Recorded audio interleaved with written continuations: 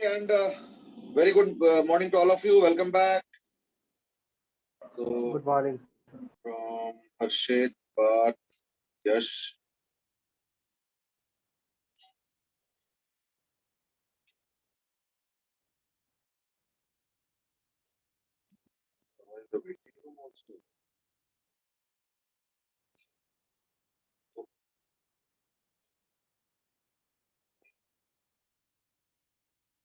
चलो, तो let's start. We can have two things in the agenda. Maybe थोड़ा सा एक काम करते हैं. करंट इलेक्ट्रिसिटी पे हल्का सा डिस्कशन कर लेते हैं और उसके बाद कुछ शायद डाउट्स वगैरह पूछ रहे थे. May be you can just send me the question numbers, है ना? तो शायद उसी पे फिर डिस्कस कर लेंगे.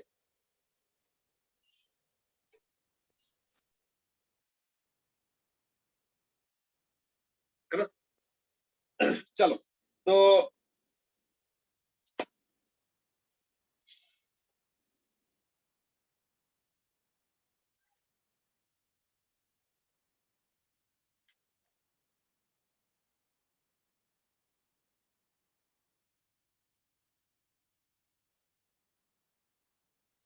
हम लोग जो कल डिस्कस कर रहे थे करंट इलेक्ट्रिसिटी के ऊपर, प्रोसेस उसको पहले कंटिन्यू करते हैं and then we will move on to जो भी डाउट वाले क्वेश्चंस कुछ थे, शायद कल कुछ बोल रहे थे, वो भी कर लेते हैं.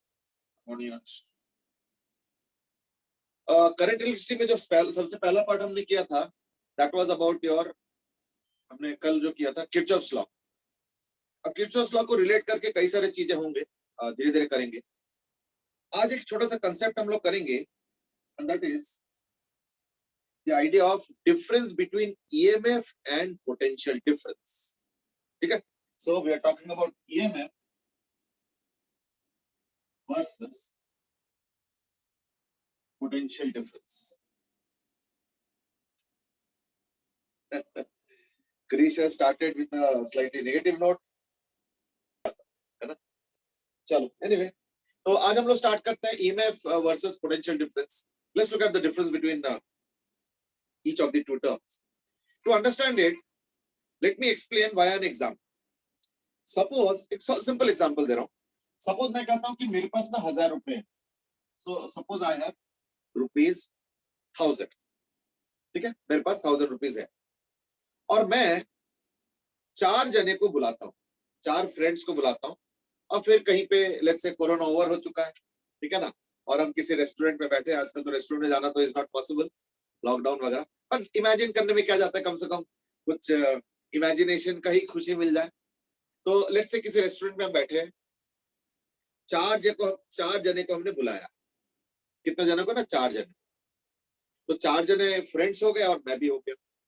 और सपोज मैंने ऐसी कुछ स्नैक्स टाइप का गेट टुगेदर रखा है, कोई ऐसे बड़ा डिनर विनर नहीं, है ना, क्योंकि वैसे भी बाहर टाइम स्पेंड बहुत ज्यादा नहीं कर सकते, तो इसलिए. अब पॉइंट इज दैट उसके लिए मैंने क्या किया है, मैंने जो है छोटा सा कुछ थाली वाली टाइप का ऑर्डर किया और 1000 रुपए का बजट रखा. यानी माई फाइनेंशियल एलोकेशन कह लो, स्ट्रेंथ कह लो, कैपेबिलिटी कह लो, या जो भी कहना चाहते, पार्टी एलोकेशन कह लो, कुछ भी कह लो, वो है 1000 रुपए.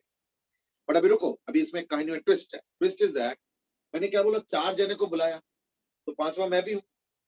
मैं ऐसा तो नहीं ना कि मैं भूखा रहूंगा और मैं सर्व करता रहूंगा, मैं सबको देखता जाऊंगा खाते हुए. Obviously I am also part of the party. तो हमने स्नैक्स टाइप का गेट टुगेदर किया, एक एक थाली ऑर्डर किया 200 रुपए. तो 4 जने वो, मैं भी एक, 5 थाली, तो 5 200 रुपए का थाली हो गया, तो 1000 रुपए का बजट आ, बजट एलोकेशन में कोई दिक्कत. और now the point is that मैंने एलोकेट तो 1000 रुपए किया, स्पेंड तो 1000 रुपए किया, लेकिन क्या मैंने पूरे 1000 रुपए का खिलाया? That is the question. Obviously no, कि एक थाली तो मैंने भी खा लिया, तो मैंने खिलाया तो एक्चुअली इफेक्टिवली 4 थालियां, है या नहीं? तो देखो, 4 थाली मैंने खिलाया और एक मैंने खुद खाया. देयरफॉर 200 रुपए तो मैंने खुद ही कंज्यूम कर लिया. यानी out of this 1000 rupees 200 rupees has been consumed by itself, by himself. यानी एक्चुअली देखा जाए, एक्चुअली अगर देखा जाए तो खिलाया कितने का, है ना? यानी खिलाया तो एक्चुअली ₹800 का. यानी समझो, 1000 रुपए स्पेंड करने के बाद एक्चुअली मैंने 800 ही रुपए जो है फ्रेंड्स को खिलाया. Now this is precisely the difference between EMF and potential difference. Now you might say ये खिलाया पार्टी वार्टी के साथ EMF और potential difference का क्या है? The EMF is actually the strength of the cell in terms of voltage. That is a raw strength. That is that 1,000 rupees जो मैंने allocate किया बजट. लेकिन उस 1,000 में से पूरा खिलाया नहीं. हाँ, पूरा भी खिला सकते हो. अगर मान लो मैं खुद नहीं खाता हूँ, मैं सडनली बैठता हूँ, फिर मुझे याद आता है अरे आज तो ट्यूसडे है, आज तो मेरा फास्टिंग है, मैं वैसे भी इवनिंग को नहीं खाता हूँ. ओहो अच्छा चलो कोई नहीं, तुम लोग खा लो. फिर तो शायद हम 200 का थाली ऑर्डर नहीं करेंगे, फिर हम 250 का करेंगे क्योंकि 4 ही जने रह गए.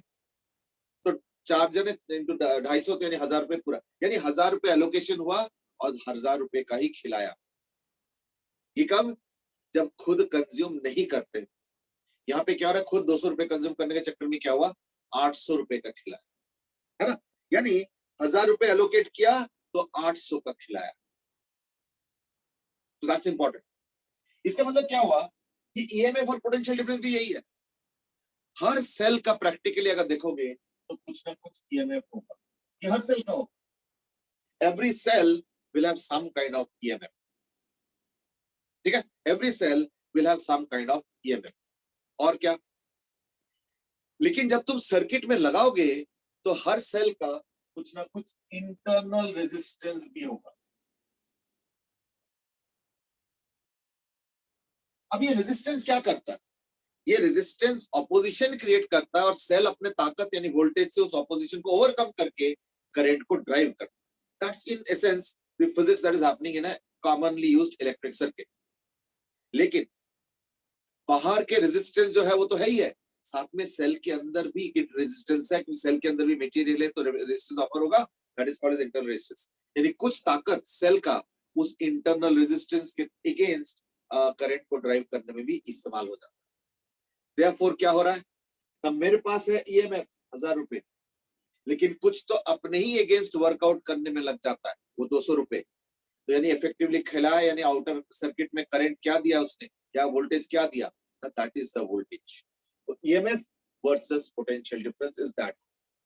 तो EMF is the raw strength of the cell, but the moment you put it in a circuit, a part of it is consumed in driving current through its own body. A part of it is consumed in driving current through its own body.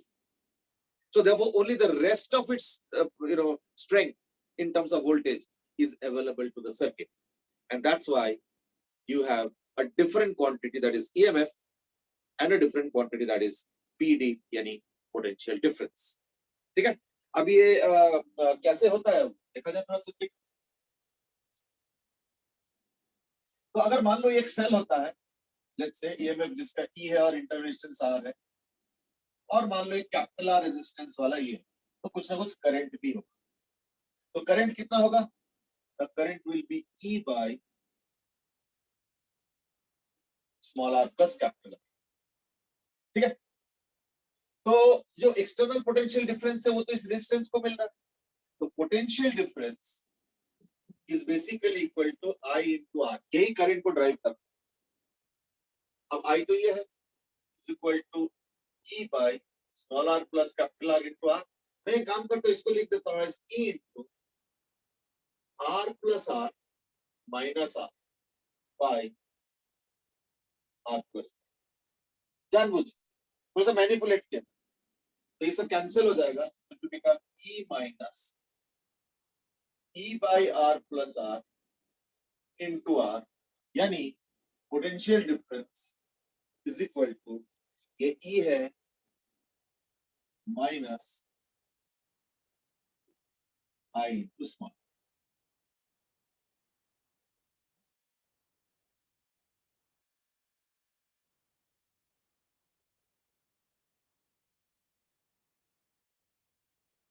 ठीक है, so potential difference is equal to E minus I into small r. So E is actually the EMF, which is as I said the strength of the battery. अच्छा, ये E आता कहाँ से है? E आता है उसके इलेक्ट्रोड से. I don't know whether you've done Nernst equation or not, then you would know कि E क्या होता है. E is because of the difference of the electrode potential of the two electrodes that are used in a cell. That's one contributor to E, and the other contributor to E is that there's an electrolyte and there's a concentration of the ions in the electrolyte which also leads to some kind of a potential difference. तो जो एक मिला जुला के quantity आता है, which you will read in your Nernst equation if you have not read it already. तो Nernst equation तुमको पता चल जाएगा कि एक cell का EMF कैसे बनता है. As I said, there are two ways or other two sources. One is the electrode potential difference of the two electrodes, and the other is with the due to the the electrolyte that is used in the cell. तो ये दोनों के contribution के मिला जुला effect होता है E, that is the EMF. ये वाला. लेकिन क्योंकि सर्किट में इंटरनल रेजिस्टेंस है या सेल में इंटरनल रेजिस्टेंस है, तो कुछ ताकत उससे कम हो जाता है. तो जो बैटरी को सॉरी जो रेजिस्टेंस को मिलता है वो है रिमेनिंग ताकत. तो generally that's why we write it as potential difference V E minus IR. Is that okay? चलो तो एक काम करते हैं, मैं एक क्वेश्चन दे रहा हूं और मुझे बताओ, तुमको बताना है मुझे कि दो सेल्स दे रहा हूं तो दोनों में potential difference. Find potential difference across each cell.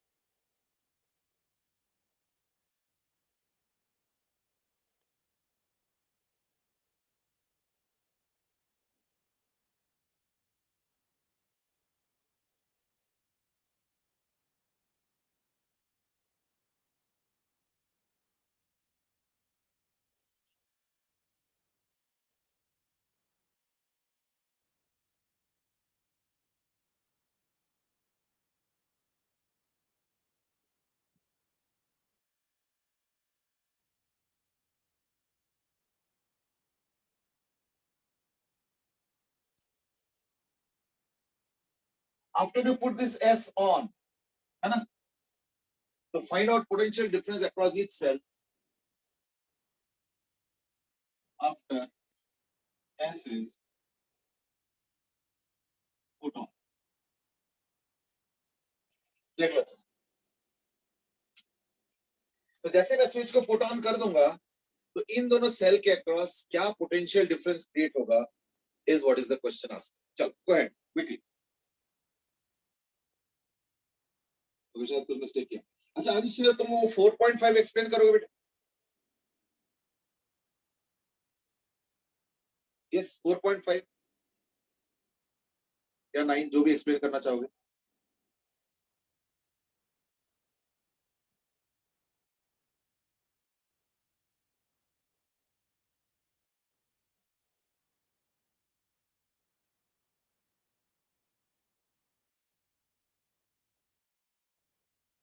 Okay, section is given 17/6 and 23/3. Okay. Even Bhappy has also given the same thing, 17/6 and 23/3.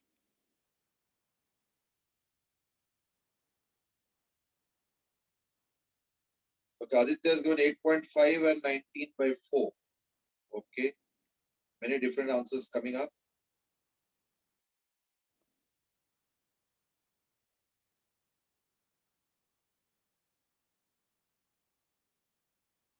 Aditya answer is changed. पहले 8.5 और दूसरा 19/4.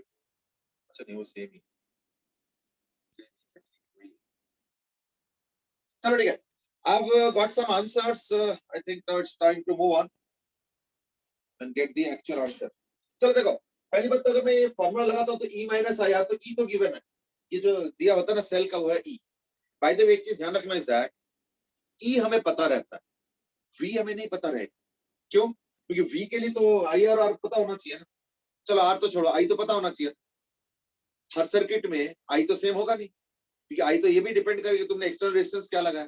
तो देयरफॉर याद रखना, जब हम दुकान में जाकर नहीं कहते हैं सेल खरीदना है तो एक 1.5 वोल्ट का सेल दे दीजिए, एक 4 वोल्ट का सेल दे दीजिए. दुकान में जाके अक्सर कहते हैं.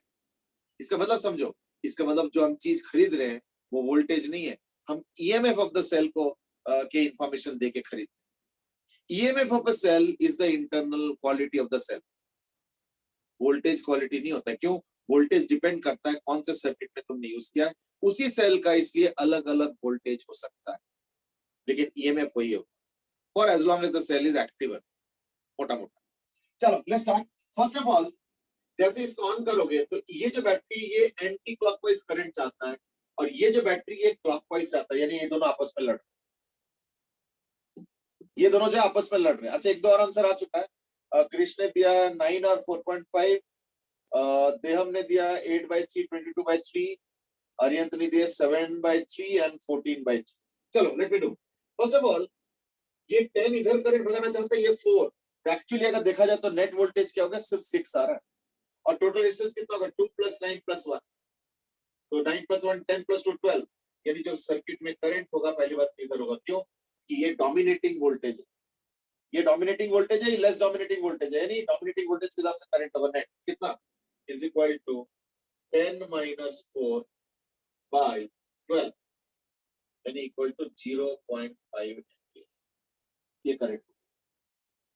अच्छा, अब अगर मैं सेल का पोटेंशियल डिफरेंस इस फार्मूला से निकालूंगा, यानी voltage of the 10 volt cell आ गया 10 - 2 × 0.5 यानी 9। और अगर मैं इसका निकालता हूं V4 volt is equal to 4 - 0.5 × 1, तो आना चाहिए 3.5।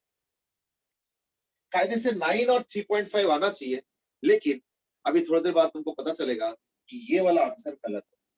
ये तो सही है। 9 से ये कैसे? अभी तो आपने फॉर्मूला दिया है E - IR, हमने दोनों पे यही लगाया है ना। अच्छा, अब सुनो, ये जो मैंने फॉर्मूला दिया है ना, फॉर्मूला में ऐसा कोई दिक्कत नहीं है, but there is a problem and that is now Saksham has changed his answer. Okay, and that is ये जो वोल्टेज का कांसेप्ट है ना, ये करंट रिलेटेड है और ये बड़ा इंपॉर्टेंट है। हमने उस दिन लास्ट क्लास में किरचॉफ्स लॉ किया था और उसी के बेसिस पे आज हम लोग इसका एनालिसिस करेंगे। यू नो व्हाट, ये जो E - IR दिया है मैंने, इसमें कोई गड़बड़ नहीं है, ठीक है ना। लेकिन इसमें एक assumption है, क्या, कि current natural direction of the cell में जा रहा है। नहीं जा रहा तो क्या होगा, लेट्स सी। TCF दो टाइप का सेल हो गया,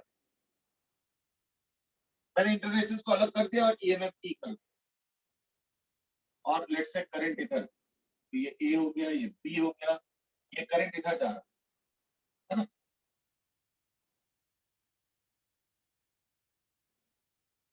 और ये पॉइंट B पॉइंट,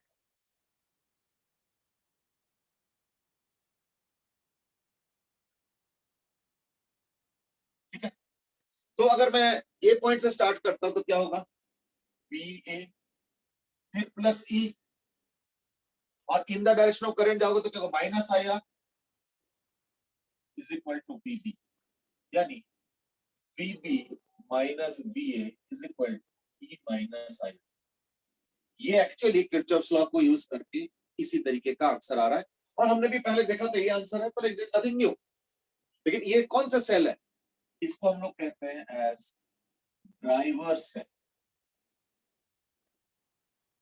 और एक चीज है, इसको हम लोग कहते हैं डिस्चार्जिंग सेल।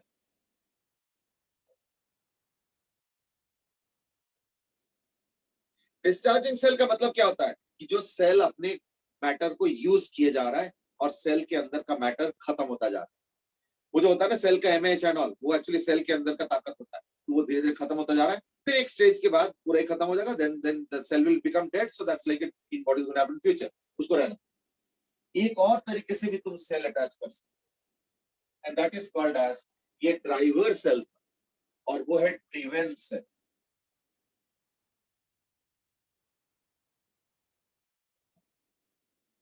ड्रिवेन सेल का मतलब क्या होता है, जिसमें करंट जिसमें करंट सेल के ऑपोजिट डायरेक्शन में जा रहा है। ड्रिवेन मतलब कोई उसको ड्राइव कर रहा है, यानी कोई उससे ताकतवर सेल होगा जो कि उसके अंदर करंट जबरदस्ती उल्टे डायरेक्शन में लेके जा रहा है, तो यानी ये होगा उसका ओरिएंटेशन।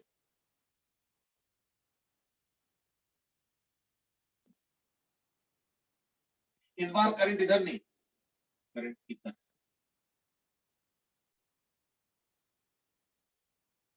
अगर करंट इधर होगा, ये तो E है, ये स्मॉल r है, ये I है, तो क्या हो जाएगा, VA plus C।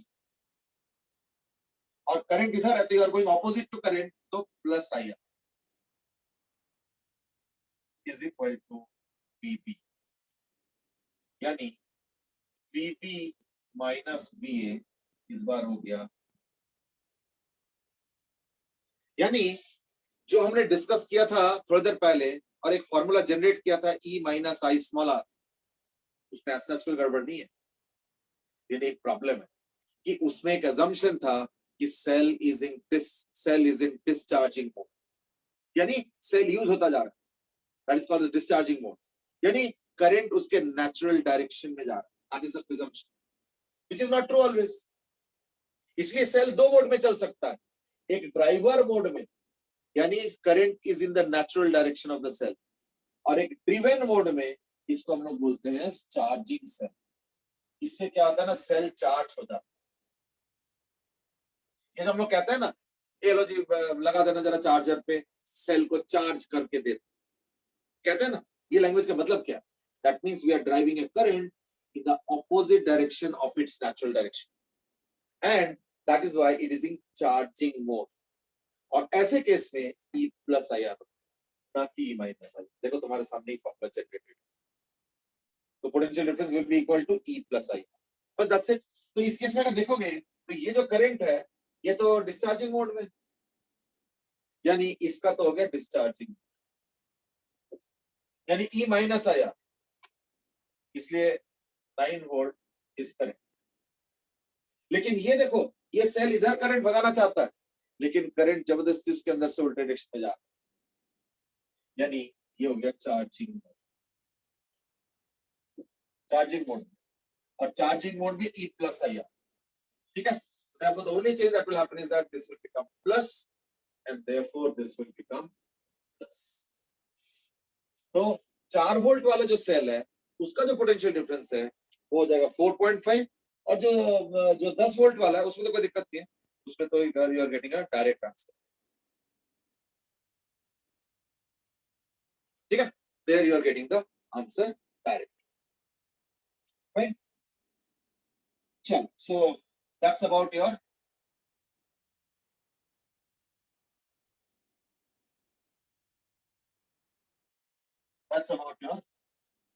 cells in charging and discharging mode.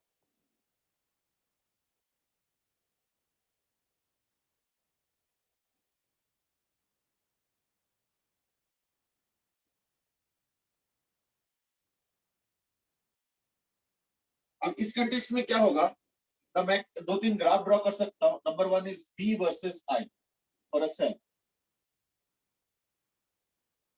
V versus I for a cell, ठीक है। क्या होगा, ये एक ग्राफ हो गया। और अगर एक सर्किट है, सिंपल सर्किट जो मैंने पहले बनाया था, E small r capital R, तो ऐसे केस में ऑब्वियसली ये चार्जिंग वाले या दोनों ही बना सकते। और ये हो गया V वर्सेस कैपिटल R, दोनों ग्राफ बनाओ जरा। एक V वर्सेस I, वैसे V versus capital small r का भी बना सकते हो।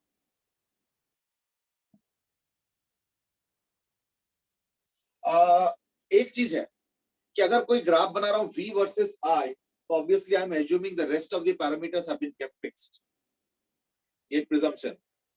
और अगर यहां पे बना रहा हूं V वर्सेस कैपिटल R, तो यानी कैपिटल R उसका फिक्स्ड होगा, मतलब सॉरी सॉरी सॉरी सॉरी उल्टा बोल दिया, कैपिटल R चेंज करेंगे पर बाकी फिक्स्ड है, ये प्रिजम्पशन करेंगे, ठीक है।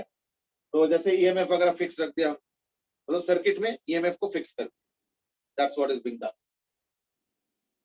और इसमें सर्किट में किसी तरीके से करंट को हम फिक्स रख, यानी inter resistance fix, sorry current को वेरी कर रहे हैं, इंटर रेजिस्टेंस फिक्स, तो इसमें R इज फिक्स्ड, इसमें क्या है ना, E is fixed, E and small r R fixed, और इसमें कैपिटल R इज फिक्स्ड। ये सारे सर्किट के ये पैरामीटर,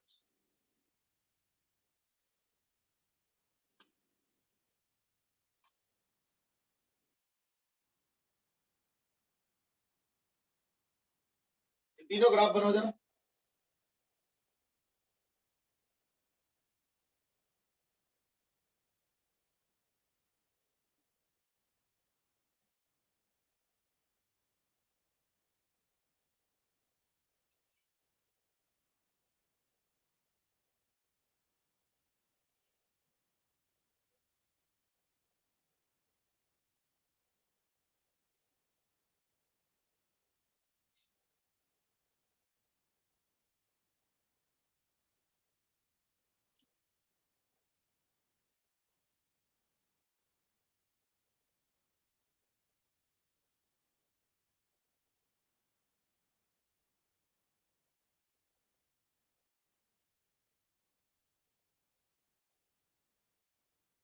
देखो क्रिश, जो नेट करंट होगा वो होगा total EMF by total resistance, ठीक है।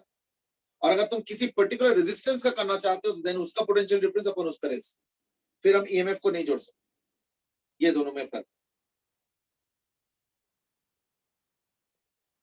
So let's start with this one. अगर डिस्चार्जिंग मोड में है तो इन दैट केस तो याद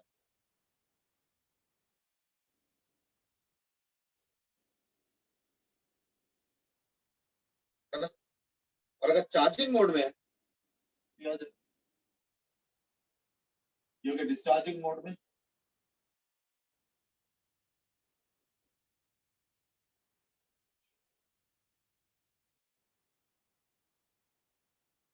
और ये हो गया चार्जिंग।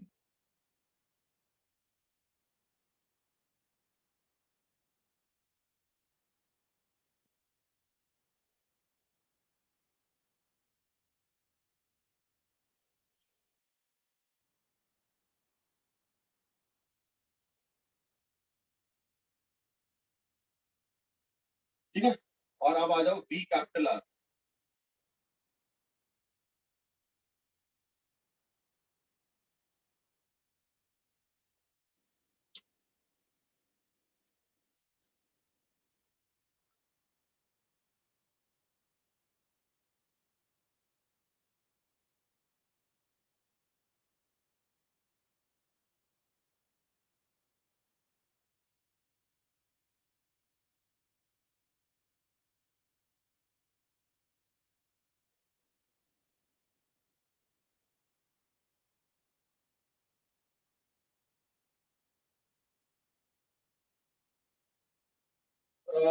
Arihant said कि passing through origin with decreasing slope.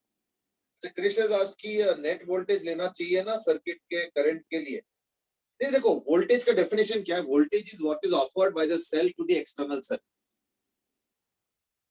ठीक है ना। तो अगर वोल्टेज करो तो फिर एक्सटर्नल रेजिस्टेंस लो, और पूरे सर्किट का देखोगे तो पूरे ताकत अपन पूरे ऑपोजिशन, तो that case net EMF by net resistance. पर वो जब नेट रेजिस्टेंस होता है ना उसमें फिर इंटरनल एक्सटर्नल सब जोड़ जाड़ के सीरीज पैरेलल वगैरह सॉल्व करके तब जाके नेट इक्विवेलेंट रेजिस्टेंस निकाला। All these things are part of the circuit.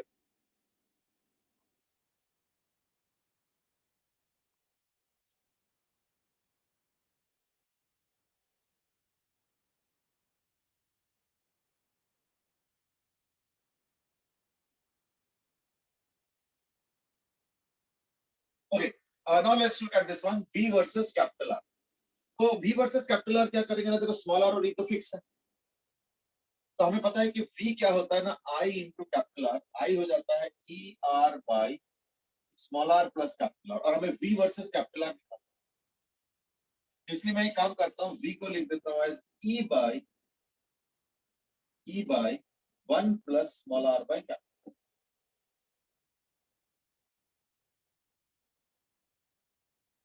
ठीक है, तो अगर मान लो कैपिटल R जीरो होता है, अगर कैपिटल R जीरो होगा तो ये इनफाइनाइट हो जाएगा, तो E भी सॉरी V भी जीरो हो जाएगा, है ना।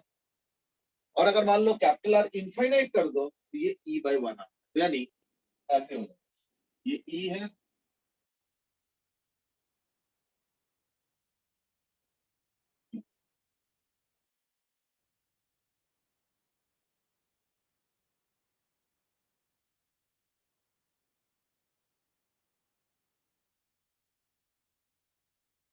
ठीक है। अच्छा, अगर मान low voltage versus small r निकालते हो तो यहीं पे पता चल रहा है, जब R जीरो होगा तो ये E होता है ना? और जब R इंफिनिटी हो जाएगा तो ये जीरो हो जाएगा वोल्टेज, इसलिए इसका डिक्रीजिंग होता है, यानी यहां से स्टार्ट होगा और ऐसे।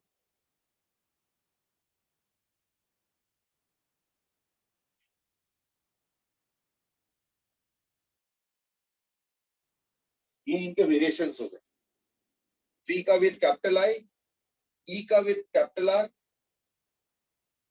सॉरी V का विद कैपिटल R और V का विद स्मॉल r, मैंने सारा देखा।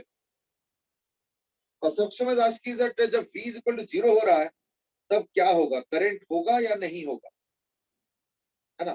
बिकॉज अगर current V is equal to zero, तो सुनो, issue is not about current क्या होगा, इश्यू इज अबाउट वोल्टेज आएगा या नहीं आएगा एक्सटर्नल सर्किट। तो रेजिस्टेंस कैपिटल आर को जीरो कर दिया, तो अगर कैपिटल आर को जीरो करो तो ये इंफिनिटी होता है, यानी जो वोल्टेज आता है वो आता है कितना, जीरो। इसका मतलब समझो, इसको तो ऐसे नहीं कि करंट जीरो है, करंट तो होगा, लेकिन करंट है मान लो 10 एम्पियर और रेजिस्टेंस है मान लो 0.0000001 ओम, तो वोल्टेज तो हो गया 0.0000001 ओम, यानी जीरो के आसपास वो चीज हो। तो अगर कैपिटल आर यानी एक्सटर्नल रेजिस्टेंस अगर कुछ ज्यादा ही छोटा हो जाएगा, इन दैट केस करंट अगर पास भी हो तो भी तो वोल्टेज नेग्लिजिबल हो गया। That is why you are starting with zero. That is when capital R यानी एक्सटर्नल रेजिस्टेंस जीरो हो जाता है या जीरो के आसपास होता है, in that case potential difference भी जीरो के आसपास होता है। और फिर जैसे जैसे कैपिटल आर बढ़ेगा तो वो करते करते ई के आसपास आ जाता है एट अ सर्टेन स्टेज। ठीक है, देख लो। They have asked in V versus capital R graph when R is equal to 0, V is not 0. नहीं, R is equal to 0 होगा तो V होता क्या, V होता है कैपिटल I कैपिटल R। तो कैपिटल I तो है, अच्छा उस समय अगर कैपिटल R 0 होगा तो उस समय I कितना है, if capital R tends to 0 then I is actually E by small r। तो I तो है, इंटरेस्टेंस जो है I है, लेकिन I इंटू कैपिटल आर करके ना पोटेंशियल डिफरेंस, अगर कैपिटल आर बहुत छोटा होता है 0.0000001 हो, फिर पोटेंशियल डिफरेंस रहेगा, है नहीं, दैट इज द प्रॉब्लम। ठीक है, तो इसलिए ये ग्राफ ऐसे बना। आगे तो और क्या क्या चेंजेस है मैंने बताई दी।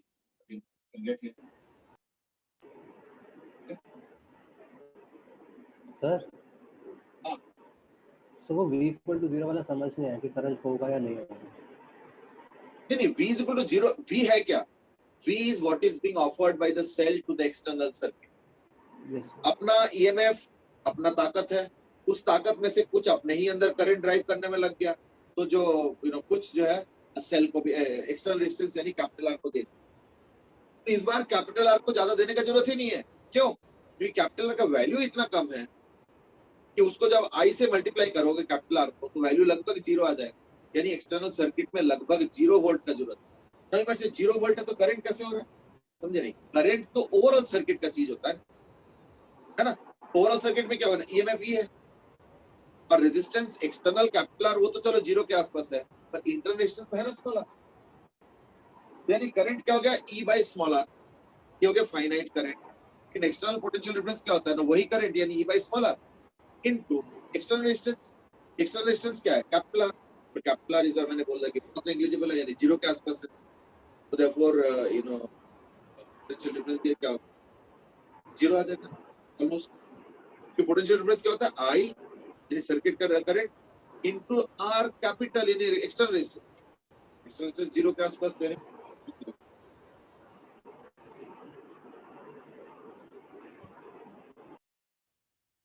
okay। They have also asked one more question, that is when in the charging mode, ठीक है ना, what will be the V versus R graph। देखो V versus capital R graph, charging mode में क्या होता है, चार्जिंग मोड में क्या होगा ना, वो सर्किट का जो होगा E प्लस स्मॉल आर, तो देयरफॉर E तो आएगा ही, यानी स्टार्टिंग यहां से होगा, है ना, और I बढ़ता जाएगा। अब वो अब ये चीज जो है ना उस तरीके से नहीं रिलेट कर सकते, क्यों, क्योंकि इसमें क्या करना, वो जो चार्जिंग वाला सेल है, किस सेल से चार्ज करते हो उसका वोल्टेज भी रिफ्लेक्ट होगा, तो वो एक पॉइंट। तो देखो this can go on increasing indefinite, but हाँ मिनिमम हो जाएगा जो है ई, वो भी कब, जब स्मॉल आर के वैल्यू ऑलमोस्ट 0 के आसपास, बाकी अगर स्मॉल आर होगा तो अकॉर्डिंगली इंक्रीज करता जाएगा, ठीक है ना। Small R is the internal resistance, ओहो इन्हें समझ नहीं आई, देखो small R is the internal resistance of cell and capital R is the external resistance of circuit। ये दोनों में फर्क,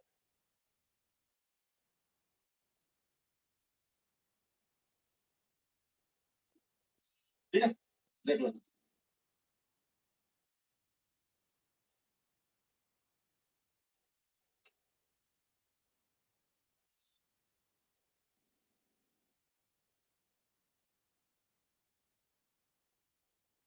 Okay. Now what we are focused till now, is variation of voltage across a cell with different parameters like internal resistance, external resistance, है ना, circuit current, etc. ये हमने mainly देखा. अभी जो अगला important discussion है, वो है on resistance itself. तो resistance होता किस लिए? चाहे वो internal resistance हो, चाहे external resistance हो, किस लिए होता है? Now it is because of opposition. It is because of opposition due to presence of atoms in the lattice. ठीक है? It is because of opposition due to presence of atoms in the lattice. तो होता क्या है कि जैसे मान लो एक रेजिस्टेंस है या रेजिस्टर है, अब इसके अंदर एटम्स है,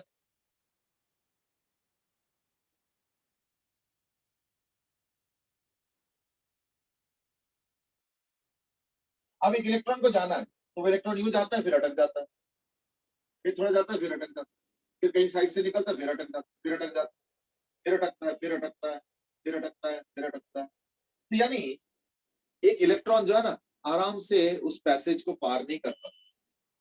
जैसे जैसे वो आगे जाता है तो उसको कोई ना कोई रोक देता है, जो फर्दर आगे एटम से वो रोक.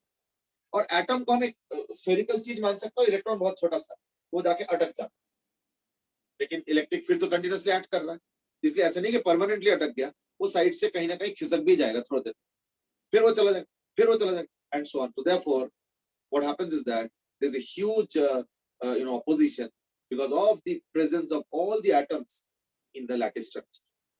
That is what creates resistance या opposition. अब अगर ओवरऑल देखोगे तो रेजिस्टेंस क्या होगा ना, इसका डायरेक्ट फॉर्मूला जो क्लास 10th में कर चुके, तो we can directly, and that is equal to रो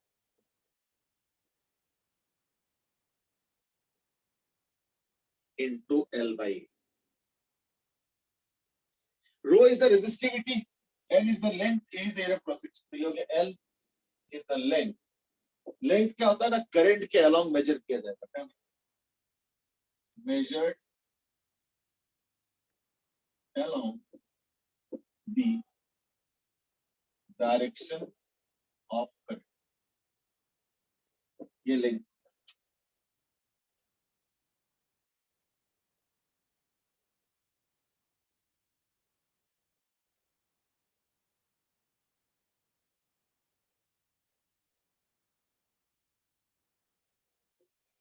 और A is called as the area of cross section, and that is to be measured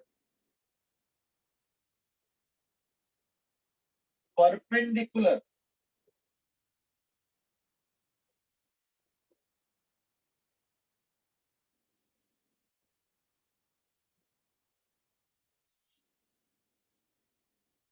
ध्यान रखना, ये जो मर्जी डायरेक्शन में मेजर नहीं होता है, in the direction of current L measure होगा, और perpendicular to the direction of current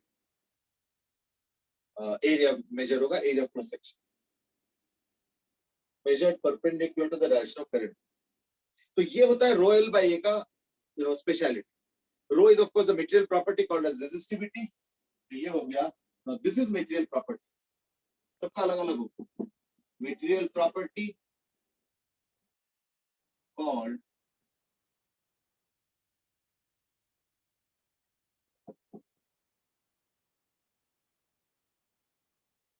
resistivity. ठीक है.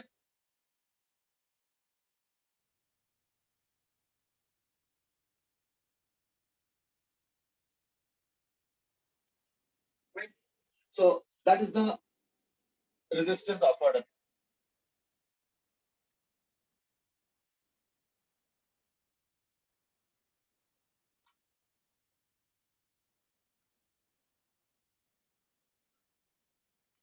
अब इसके ऊपर एक दो सिचुएशन बनता है. Number one is that this resistivity actually depends on temperature, this resistivity depends on temperature, and therefore we have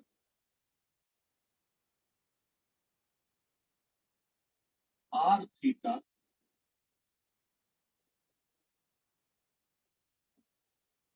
is equal to R naught into 1 plus alpha. Okay.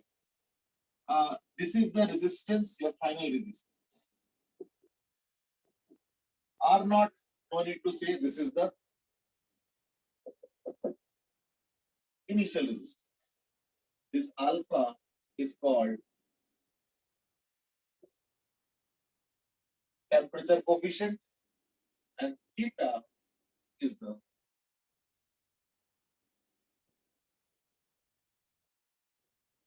the change in temperature. What is theta? Change in temperature. Okay.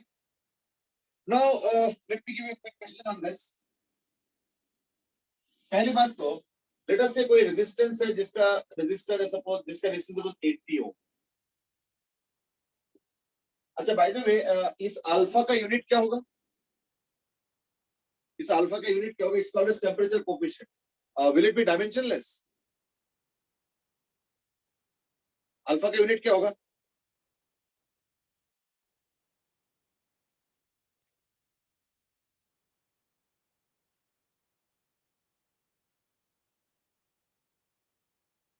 ठीक है, you are right.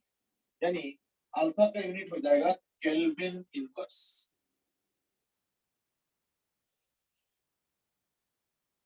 ठीक है, क्योंकि ये तो 1 है plus alpha theta, theta kelvin है, तो अगर ये केल्विन इनवर्स होगा तभी जाके वो यूनिटलेस या डायमेंशनलेस होगा, क्योंकि 1 प्लस तो यानी something has to be dimensionless, तो इसलिए ये केल्विन इनवर्स हो गया और थीटा तो है जैसे usual kelvin. Okay, what I was saying was that let's say this is resistance 80 Om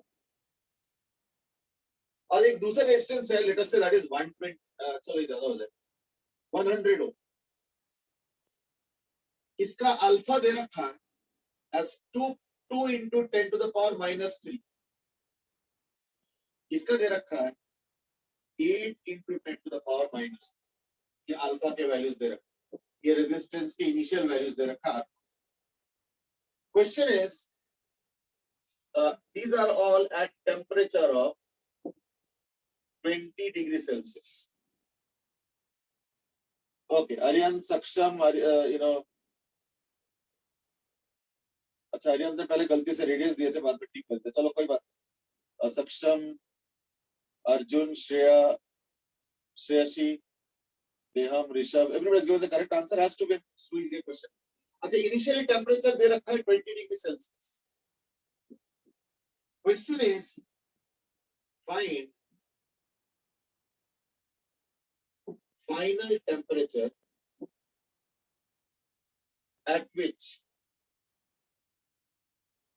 the resistors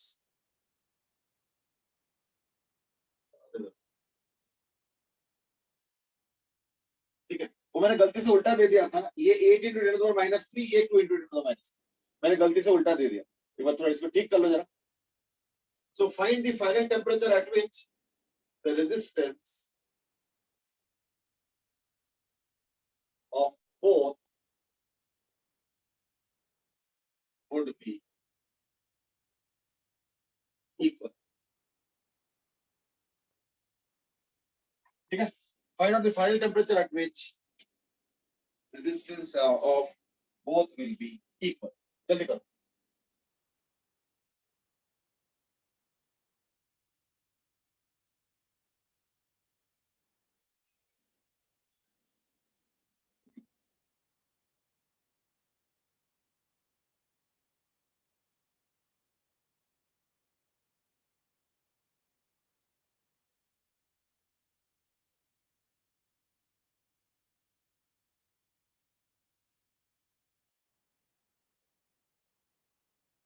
Aryan has given a quick answer and there is 65.45.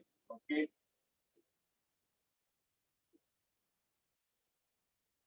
That's a quick answer, Amin.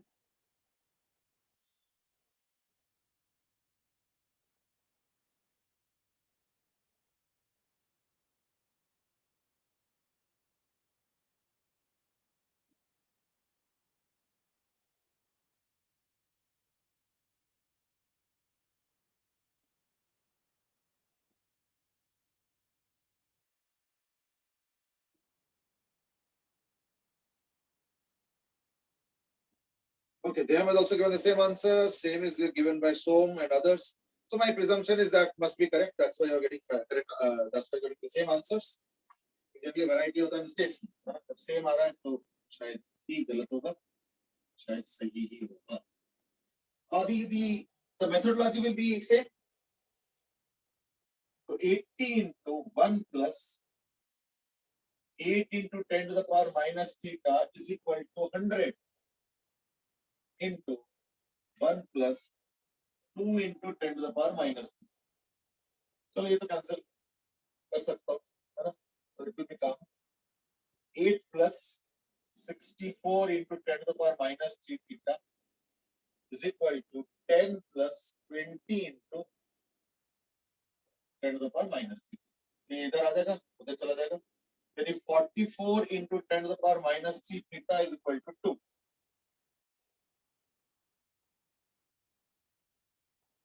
इसको भी cancel कर लो तो हो जाएगा 20. यानी theta is equal to 1000 by 22, 2 से 11, यानी 500 by 11.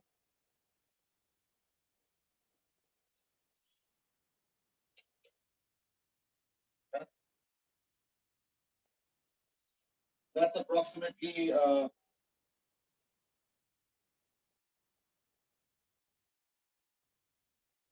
45 point something whatever. ठीक, answers are correct. Oh, अच्छा, sorry. Aryan just reminded कि वो CPT भी डिस्कस करना था. चलो इसको यहीं पे खत्म करते हैं. 45 point something और वो फाइनल टेम्परेचर के लिए इनिशियल कुछ दिया था ना, हाँ 20 डिग्री सेल्सियस. ठीक है, तो इनिशियल 20 था और ये थीटा है. Theta is a change in temperature. So therefore you have final temperature is equal to 45 plus 20, 45 point something. I mean, that's approximately 65 point something. That would be the case. ठीक है.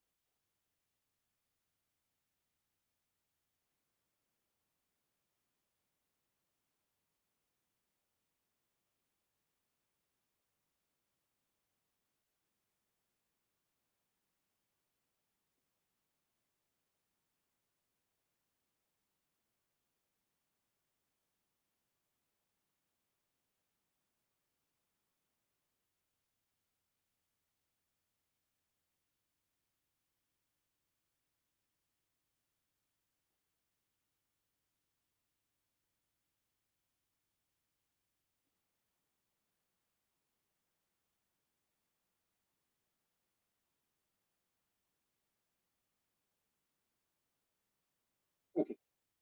Let's start the discussion then.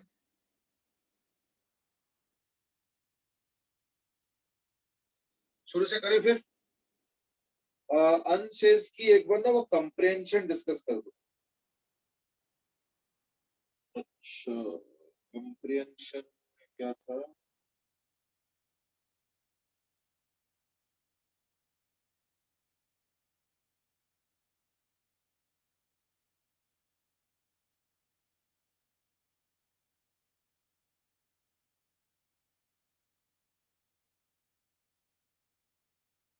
ठीक, देखो जो कंप्रेhension वाला question था वो ये था.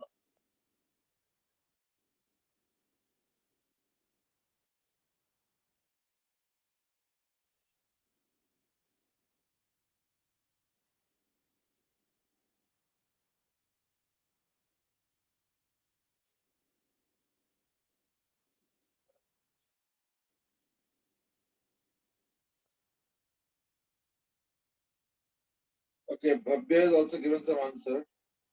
Sorry, questions are 248 maybe. देखते हैं, कोशिश करते हैं कि जितना हो जाए. पहले कंप्रेhension में डिस्कस करते हैं.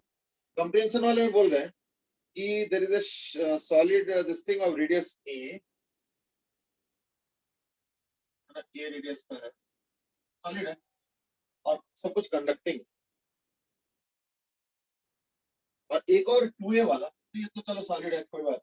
ये 2A वाला एक और शेल, है ना, ये 2a वाला, और यहाँ पे Q चार्ज है 4a distance,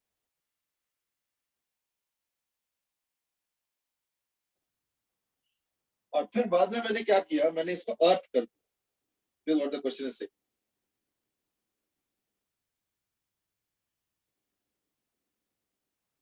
the inner sphere is then grounded, ठीक। इसके बाद मैंने इसको अर्थ कर दिया, अर्थ करने के बाद होता है जीरो पोटेंशियल, है ना। अच्छा एक चीज थोड़ा ध्यान से देखो, इस दैट ये जो स्मॉल क्यू चार्ज है ना, ये यहाँ पे कुछ नेगेटिव इंड्यूस करे अगर ये पॉजिटिव हुआ, और वो उधर पॉजिटिव होगा, लेकिन एसिमेट्री के कारण क्या होगा, एसिमेट्री के कारण क्या होगा, टोटल नेगेटिव और टोटल पॉजिटिव तो सेम आएगा, लेकिन अनइवन होगा इसका डिस्ट्रीब्यूशन, डिस्ट्रीब्यूशन सेम नहीं रहे, अनइवन होगा, ठीक है ना। क्यों, तो देखो ये करीब है, ऑब्वियसली इस पे ज्यादा इन्फ्लुएंस हो रहा है, और ये पॉइंट उससे दूर है तो कम इन्फ्लुएंस हो रहा है, तो यानी इस तरफ थोड़ा कम डेंसिटी का चार्ज होगा, इस तरफ थोड़ा ज्यादा डेंसिटी का चार्ज होगा, लेकिन overall plus minus obviously same है, हैज टू। तो ये माइनस हो गया इधर पूरा, और इधर प्लस है, तो accordingly you can now decide.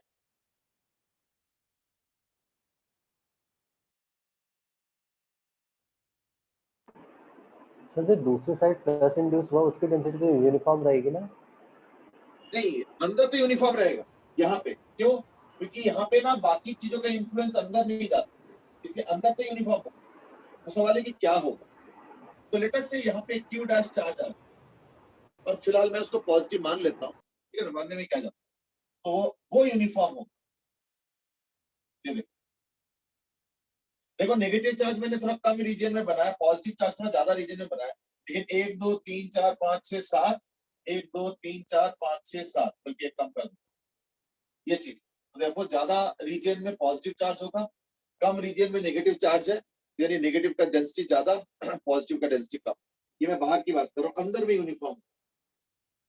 अच्छा एक चीज देखो, यहाँ पे अगर जीरो पोटेंशियल होता है, क्योंकि अर्थ को मैंने वो किया है, तो यानी अंदर भी जीरो पोटेंशियल होगा, क्यों, क्योंकि ये सॉलिड कंडक्टर है, इसके अंदर इलेक्ट्रिक फील्ड नहीं हो सकता, तो इलेक्ट्रिक फील्ड नहीं है, तो यानी उसका जो सरफेस पे पोटेंशियल है वही पोटेंशियल हर जगह होगा, क्योंकि मैंने अर्थ कर दिया, इसलिए इसका सरफेस पे तो हो गया जीरो पोटेंशियल, यानी अंदर भी हर जगह जीरो पोटेंशियल होगा, इंक्लूडिंग एट द सेंटर।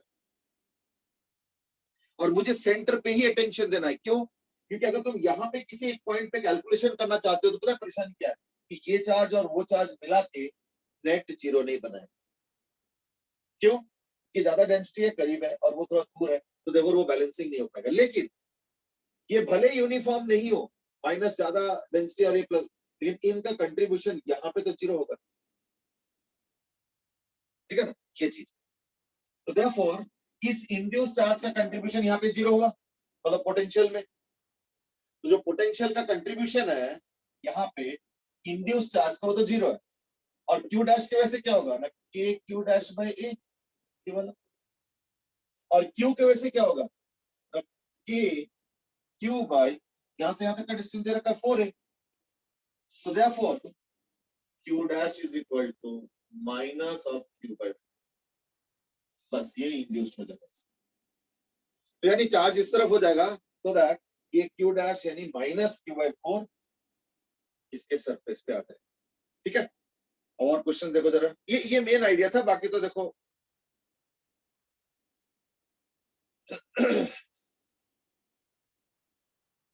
उसके बाद क्वेश्चंस क्या क्या है, charge on the solid sphere is, तो आ गया फिर। Now there are questions also, inner surface पर कोई चार्ज नहीं होगा ना,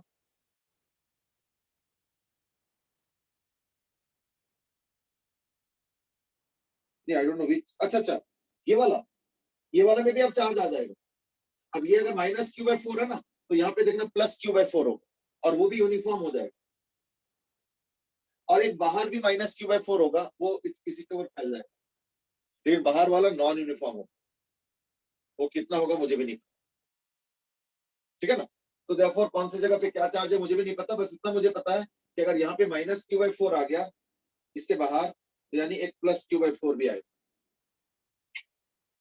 ठीक है ना, यहाँ पे एक प्लस क्यू बाई 4 भी आएगा और वही क्यू बाई 4 बाहर भी चला जाएगा in the form of minus Q by 4, तो वो सब कुछ होगा मतलब। तो ओवरऑल देखो इन सबका पोटेंशियल का कंट्रीब्यूशन वहां पे तो जीरो ही, तो इसलिए इतना मैं वो नहीं कर रहा हूँ, ठीक है ना। चलो तो दैट्स द केस। अब second question,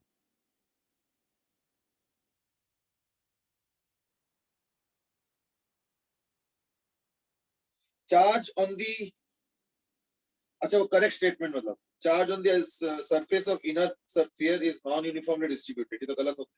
charge on the inner sphere of outer shell is non uniformly distributed, वो भी गलत होगा। अच्छा इसके जो अंदर का डिस्ट्रीब्यूशन होगा माइनस क्यू बाई 4, वो भी यूनिफॉर्मली डिस्ट्रीब्यूट होगा, ठीक है ना, वो भी यूनिफॉर्मली डिस्ट्रीब्यूट होगा। C is charge on outer surface of outer shell is non uniform, हाँ वो तो मैं कह ही रहा था कि आउटर शेल का आउटर सरफेस पे नॉन यूनिफॉर्म। और fourth is all the above statement are false, चलो वो तो नहीं, सी वाला तो ठीक हो गया। Okay so my last question number 1 also, ठीक है। देखो थर्ड क्वेश्चन इज, इसी का थर्ड पार्ट भी है, the potential of outer shell is, ठीक है। तो उसके लिए क्या करेंगे ना, देखो इसका तो जीरो है और यहाँ पे तो फील्ड होगा due to Q dash charge, जो भी माइनस क्यू बाई 4 चार्ज है, तो यहाँ का फील्ड हो गया, तो then you can easily find out the potential, ठीक है ना। अच्छा क्योंकि लाइक जो फील्ड लाइंस होगा वो पॉजिटिव से नेगेटिव ऐसे बाहर जा रहा है इस तरीके से, ठीक है ना, and then you can easily find out the potential at C. बस उसी को ही तुम जो है आराम से इंटीग्रेट कर सकते। अच्छा नहीं सर, ये तो माइनस हो गया ना सर, इधर भी फिर इधर है, ये तो माइनस हो गया ना, तो ये प्लस हो गया, मैंने चार्ज का साइन गलत लिखा, क्यू तो माइनस आ गया ना, ये अंदर वाला माइनस हो, ये माइनस हो गया और ये बाहर वाला प्लस, ठीक है ना। और यहाँ पे पोटेंशियल पूछा है तो ये फील्ड है, यू नो ये प्लस से माइनस फील्ड होगा, अंदर की तरफ फील्ड होगा, तो फील्ड लाइन होता है हायर टू लोअर पोटेंशियल, तो higher to lower, higher to lower, higher to lower and so on, बाकी तो अपना कर लो। Krish is asking inner sphere पर यूनिफॉर्म चार्ज क्यों होगा। देखो इनर आउटर स्फीयर के इनर वाले में बाहर वाले चार्ज का कोई इन्फ्लुएंस नहीं होगा, तो ये अगर यूनिफॉर्म होगा तो इससे यूनिफॉर्मली लाइंस आएंगे जाएंगे जो भी होगा, तो देयरफॉर आउटर स्फीयर के इनर सरफेस पे यूनिफॉर्म होगा, आउटर सरफेस के आउटर पे यूनिफॉर्म नहीं हो पाएगा, क्योंकि इसका इन्फ्लुएंस यहाँ पे अलग होगा, वहां पे अलग होगा और वहां पे अलग, ये ओवरऑल डिस्कशन, ठीक है। चलो अब तो क्वेश्चन नंबर कई सारे डाउट में है, पहले तो 1 ही पूछा गया है, 1 भी है, 2 भी है, अरे बाप रे तो आज गलती हो गई, चलो कोई 1 का तो बता ही देते हैं। The electric field inside a sphere which carries a volume charge density proportional to the distance from the origin is,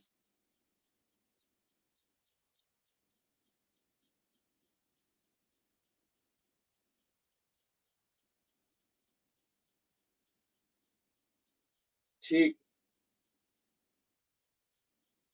sir हाँ सर हमने ये इनर इनर सॉलिड स्फीयर के बाहर पोटेंशियल जीरो करते समय बाहर वाले स्फीयर पे जो क्यू बाई 4 आएगा इंड्यूस, उसका पोटेंशियल क्यों नहीं लिया? नहीं देखो मैं बता, सपोज बाहर कुछ है ही नहीं, बाहर सपोज कुछ भी नहीं है, तो फिर क्या होगा ना, ये जो माइनस क्यू बाई 4 है ना, ये यहाँ पे प्लस क्यू बाई 4 बनाएगा और माइनस क्यू बाई 4 ठीक बाहर बनाएगा, तो इस केस में ये माइनस क्यू बाई 4 है, तो यहाँ पे प्लस क्यू बाई 4 और माइनस क्यू बाई 4 भी जाएगा बाहर, तो देखो वो इंड्यूस चार्ज की वजह से नेट चार्ज नहीं प्रोड्यूस हुआ आउटर स्फीयर, आउटर स्फीयर में तो वैसे भी कोई कांटेक्ट ही नहीं, तो नेट चार्ज वैसे भी नहीं हो सकता, ठीक है ना। तो अगर मान लो अंदर वाले चार्ज की वजह से बाहर कोई इन्फ्लुएंस ही नहीं होता, तो क्या होता है, अंदर जीरो और बाहर इसी की वजह से इंड्यूस चार्ज, पर जैसे तुम इसको हट करोगे तो यहाँ पे माइनस क्यू बाई 4 आया, तो यहाँ पे एक प्लस क्यू बाई 4 आएगा और एक बाहर भी माइनस क्यू बाई 4 आएगा, और वो शेल के ठीक बाहर आएगा, और थिन शेल का क्वेश्चन है इसलिए कोई फर्क नहीं पड़ता है, न्यूट्रलाइज होता है, इसलिए हमने उसको लिया ही नहीं। मतलब कहने का मतलब आउटर शेल का हमने सेंटर पे कोई पोटेंशियल ही नहीं लिया है, क्योंकि आउटर शेल में वैसे भी नेट चार्ज हो ही नहीं सकता, भाई नेट चार्ज होगा तब ना अंदर पोटेंशियल हो, सेंटर की बात कर, ठीक है ना, नेट चार्ज तो है नहीं, कोई इंड्यूस के कारण बाहर से अंदर, अंदर से बाहर ऐसे कुछ कुछ हो गया तो वो तो प्लस माइनस करके न्यूट्रल रहेगा, है ना, उसका कोई असर ही नहीं होगा। चलो I think come time he available है तो क्वेश्चन नंबर 1 कर देता हूँ फटाफट। क्वेश्चन नंबर 1 में क्या है, देखो बोल रहे हैं कि चार्ज डेंसिटी वेरिएबल और वो दिया हुआ है अल्फा आर। तो अगर मान लो ऐसे केस में अगर मान लो यहाँ पे x डिस्टेंस दूर अगर मुझे इंटेंसिटी निकालना है तो क्योंकि charge density proportional to the distance है तो मैं यहाँ पे एक छोटा सा शेल ले लेता हूँ एट डिस्टेंस x,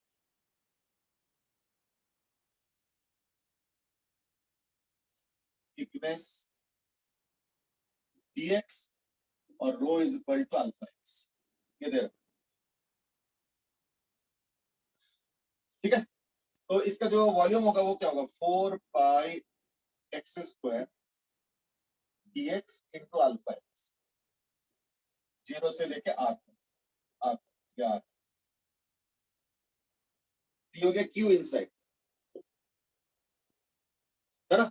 ये शेल का वॉल्यूम इंटू शेल का डेंसिटी दे रखा है, रो का वैल्यू दे रखा है अल्फा एक्स, तो 4 पाई एक्स क्यूब हो गया is equal to 4 pi x cube का x4 by 4 यानी r4 by 4, तो यार एक अल्फा तो आएगा, तो 4 कैंसिल, यानी चार्ज इनसाइड हो गया पाई r4 इंटू अल्फा, ठीक है, पाई r4 इंटू अल्फा, ये हो गया charge inside. Now that will be equal to E dot dx यानी E into 4 pi r square, E into 4 pi r square, है ना, E dot dx is equal to charge inside का epsilon pi r4 alpha, ठीक है ना, कुछ sorry x cube तो r5 by 5 sorry r5 r square हो गया r5 by 5 और epsilon, तो r square का r cube कैंसिल हो गया, pi कैंसिल हो गया, ये 20 आ गया, यानी E is equal to, ठीक है ना। सर वो dx का हाँ अच्छा हाँ सॉरी सॉरी सॉरी, ओहो 4 पाई एक्स स्क्वायर dx और अल्फा x यानी x क्यूब भी वहां, ठीक है, r4 by 4, ठीक है, r4 by 4 है ना, पाई r4 अल्फा 5 हट गया, 5 r4 अल्फा, यानी क्या होगा ना 4 एप्सिलॉन नॉट, यानी ये हो जाएगा alpha r square by 4 epsilon, यानी इसका जो E होगा that is equal to alpha r square by 4 epsilon. Okay Krish is